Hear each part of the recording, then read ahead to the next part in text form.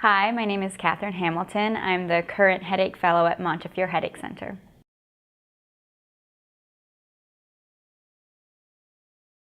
The most common reason is actually concern over why they're having a headache, or patients are concerned that there's something going on that's not a typical migraine, that they might have a bleed in the brain or an infection in the brain.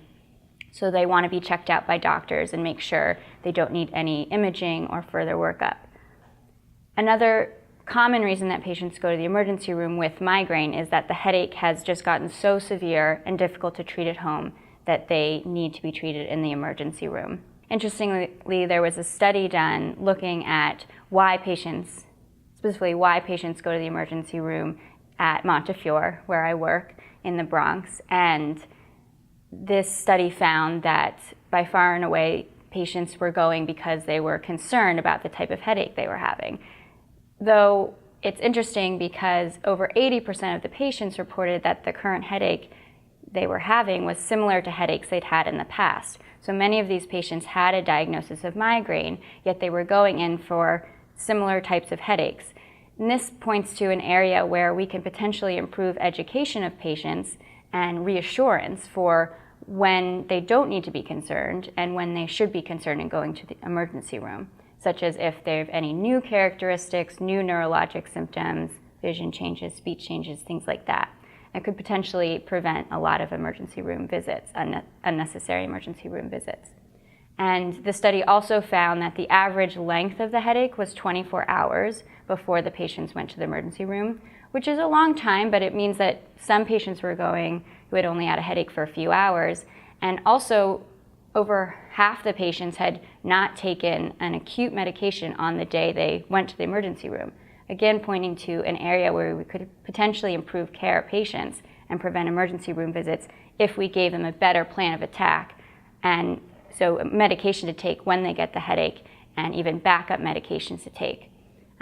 So I think we could potentially lower the amount of people who are going to the emergency room if you know exactly when to be concerned and what medications you can take before it gets so bad that you have to visit the emergency room.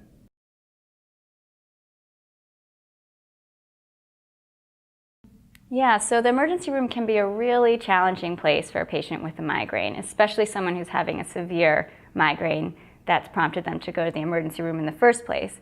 So an emergency room is very loud and noisy. There's machines going off, there's patients coming in and out, there's a lot of doctors and staff. So for a patient who's very sensitive to sounds, that's obviously going to bother them a lot. Similarly, there's bright fluorescent lights. It can be hard to find a quiet, dark area to rest and recuperate, which is really critical in a patient having a severe migraine. They need sleep, they need rest. So the environment is just awful for patients having a migraine. Another challenge or potential challenge is that when you're presenting to the emergency room with any complaint, you're going to get a pretty big workup typically, and a lot of patients coming in with migraine or headache end up getting a CAT scan of the head. And in some cases this is certainly warranted if there's any concern about an emergent condition or something else dangerous going on. But they're finding that over half of these patients are getting scanned, are getting head CTs, whereas 95% or so of those head CTs are negative or normal. So there are probably a lot of cases where they're erring on the side of getting imaging and where it might not be completely necessary and where it might be exposing patients to unnecessary radiation.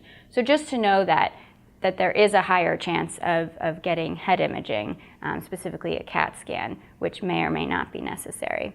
And then the last issue, which is a big issue, is that you're seeing new doctors who don't know you, don't know your medical history and the types of treatments that work best for you. So this can be challenging, and it might lead to them trying medications that aren't quite as effective and really not getting the best possible care because you're not being seen by your usual doctors.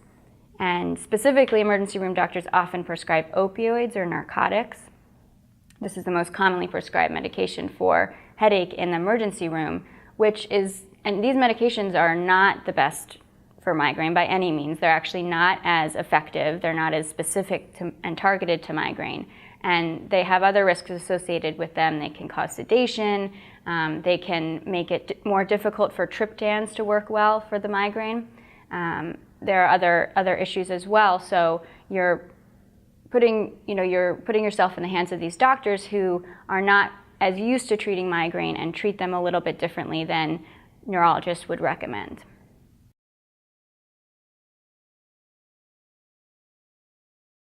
There's a lot that can be done, and I talked a little bit about the first step, I think, is proper counseling of patients of when to go to the emergency room in the first place. Really having a plan in place with your doctor as a migraine patient of when should I be concerned enough to go to the emergency room and what medications can I take to prevent going to the emergency room. I think that's the first step.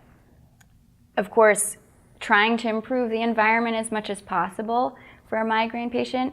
This is sometimes difficult given space, restraints, and just the flow of an emergency room, but as much as possible, trying to have migraine patients in their own room, minimizing the amount of vital checks if they don't need vitals checked so often, and lab draws and things like that.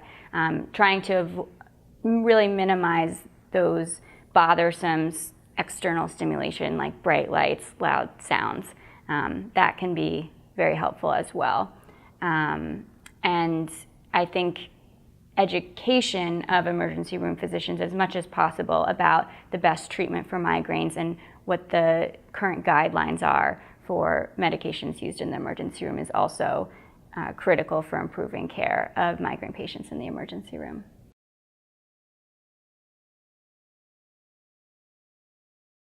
Yeah, that's very important, and I think it goes again to the emergency room physicians getting good teaching or exposure to the guidelines.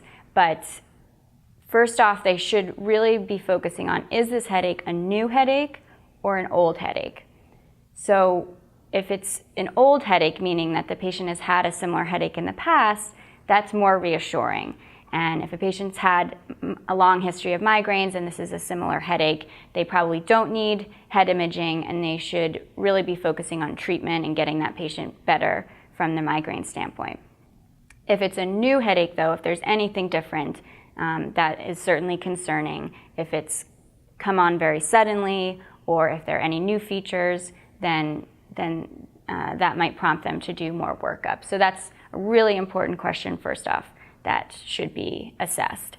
Second, there should be a focus on the treatment. So the emergency room physician should really ask, what treatments have you tried in the past? Have you ever been in this situation before? And what's worked for you? I'll get into this a little bit later, but often patients have been to the emergency room with migraine and they've gotten a certain cocktail or a combination of medications. And emergency room physician should really ask the patient first and foremost, what's worked for you before just trying random medications that may or may not work.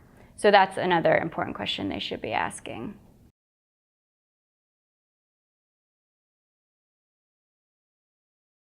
I think the biggest piece of advice is know your migraines and know which treatments have worked for you in the past, especially if you've been to the emergency room before. It can be very helpful to come up with your doctor, with the help of a doctor, either your primary care doctor or your neurologist, to come up with a plan of attack for what you should do the next time you go to the emergency room. And often we advise patients to even type up or write up a piece of paper, have a letter signed by their neurologist with this treatment plan.